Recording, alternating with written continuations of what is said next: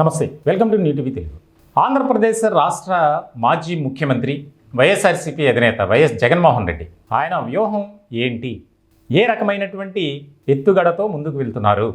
పార్టీని నడిపించడం, పార్టీలో ఉన్నటువంటి కేడర్ని కాపాడుకోవడంలో అనే చర్చ ఇప్పుడు రాష్ట్ర వ్యాప్తంగా కాదు, దేశవ్యాప్తంగానే సాగుతుంది. దానికి ప్రధానమైనటువంటి కారణం ఏంటంటే, ఢిల్లీలో దీక్ష చేపట్టినటువంటి జగన్మోహన్ రెడ్డి కొన్ని జాతీయ పార్టీల మద్దతు సంపాదించుకున్నారు. ఇక్కడ ఆయన సాధించినటువంటి విజయం మొదటిగా దీన్ని చెప్పొచ్చు. ఇటువంటి క్రమంలో రాబోయే కాలంలో రాష్ట్రానికే పరిమితం కాకుండా దేశ రాజకీయాల్లో కూడా చక్రం తిప్పాలి. దానికి ఏ విధంగా వ్యూహంతో మనం ముందుకు వెళ్ళాలి, అడుగులు ముందుకు ఎలా వెయ్యాలి అనేది ఇప్పుడు కీలకమైనటువంటి అంశంగా చర్చ జరుగుతుంది.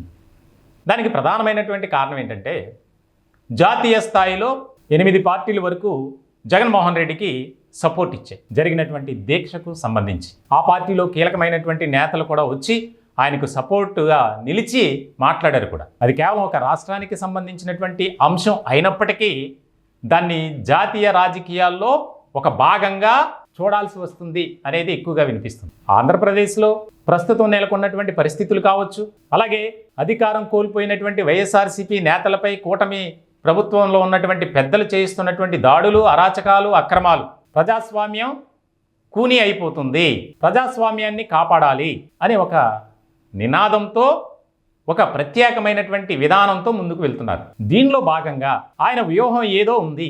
జగన్మోహన్ రెడ్డి తీసుకున్నటువంటి నిర్ణయం కావచ్చు, ఆయన వెళ్తున్నటువంటి వే ఏదైతే ఉందో దాంట్లో ఒక ప్రత్యేకమైనటువంటి ఒక స్కెచ్ ఉంది అనేది బాగా వినిపిస్తుంది. ముఖ్యంగా ఇండియా కూటమిలో ఉన్నటువంటి ప్రధానమైనటువంటి పార్టీల్లో కొన్ని జగన్కు సపోర్ట్ చేయటం అనేది ఇక్కడ చాలా ముఖ్యమైనటువంటి పరిణామంగా మనం చూడాలి.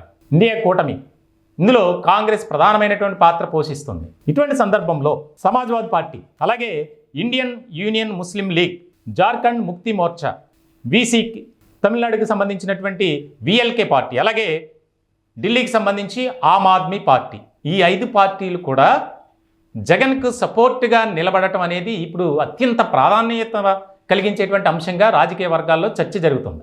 ఇండియా కూటమిలో భాగమైనటువంటి పార్టీలు ఇవి.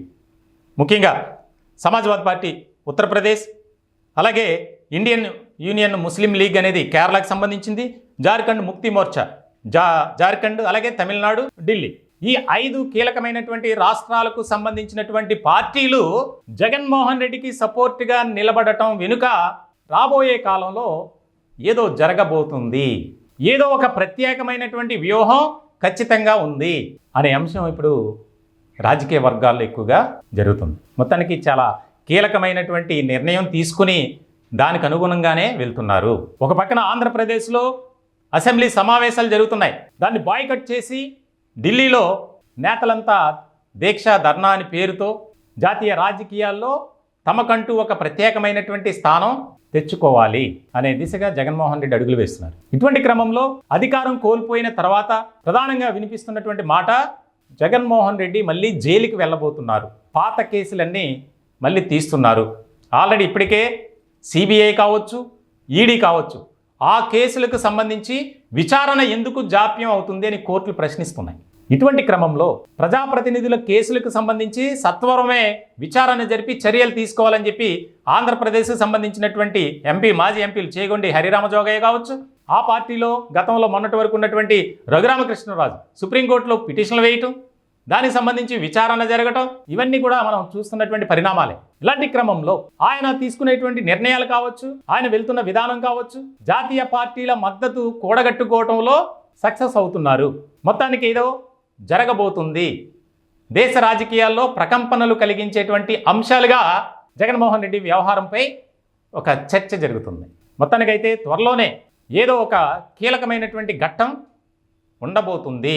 ముఖ్యంగా పార్టీని ప్రొటెక్ట్ చేసుకోవాలి, పార్టీలో ఉన్నటువంటి క్యాడర్ని కాపాడుకోవాలి, నిలబెట్టుకోవాలి, అలాగే పార్టీలో ఉన్నటువంటి నాయకులకు, నాయకత్వానికి బలమైనటువంటి ధైర్యాన్ని ఇవ్వాలి, సాహసోపేతమైనటువంటి నిర్ణయాలు కూడా తీసుకోవాలి. ఇటువంటి క్రమంలో ఏం జరగబోతుంది, ఆయన వ్యూహం ఏంటి, రాజకీయంగా చాలా మెచ్యూరిటీగా ఆలోచించేటువంటి జగన్మోహన్ రెడ్డి ఈసారి ఎటువంటి నిర్ణయాలతో ఆయన ముందుకు వెళ్తారు, ఆయన చుట్టూ ఉన్నటువంటి కోటరీ ఏదైతే ఉందో దాన్ని బ్రేక్ చేసి వారందరినీ పక్కన పెట్టి ఇప్పటికే ఒక టాక్ వినిపిస్తుంది. గత 5 ఏళ్లలో ఈ యొక్క సలహాదారు వ్యవస్థ వల్ల పార్టీ ఇంత నష్టపోయింది. సామాన్య కార్యకర్త కావచ్చు, నాయకుడు కావచ్చు, అలాగే ముఖ్యమైనటువంటి నేతలు కూడా ఒక ముఖ్యమంత్రి హోదాలో కావచ్చు, లేకపోతే ఒక పార్టీ అధినేతగా జగన్మోహన్ రెడ్డిని కలిసే అవకాశం ఇవ్వలేదు ఈ సలహాదారులు అనేది ప్రధానంగా వినిపిస్తుంది. అలాగే పార్టీలో ఉన్నటువంటి ముఖ్యమైనటువంటి నేతలు కూడా ఈ సలహాదారుల మీద కంప్లైంట్ చేసినటువంటి పరిస్థితి మనం చూసాం ఎన్నికల ఫలితాల అనంతరం. సో మొత్తానికైతే చాలా కీలకమైనటువంటి అడుగులు పడబోతున్నాయి.